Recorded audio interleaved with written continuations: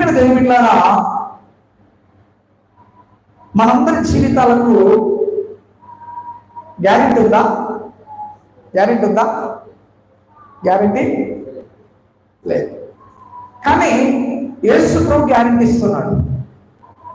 యేసు ప్రభు guarantee ఇస్తున్నాడు. అయితే మనందరికీ ఒక విషయంలో గ్యారెంటీ ఉంది. ఏంటంటే, ఏదైనా ఒక వస్తువు కొంటే మనకు సంవత్సరం గ్యారెంటీ, 2 సంవత్సరాల గ్యారెంటీ ఇస్తున్నారు.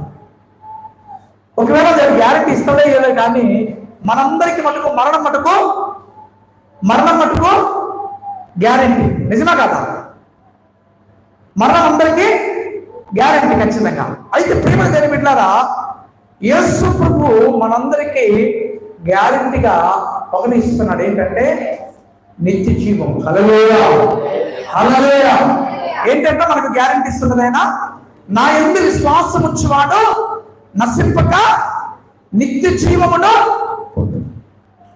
ఈ లోకములో ఎవరు కూడా ఆ గ్యారెంటీ ఇవ్వలేదు, కానీ యేసు ప్రభు ఆ గ్యారెంటీ ఇచ్చాడు.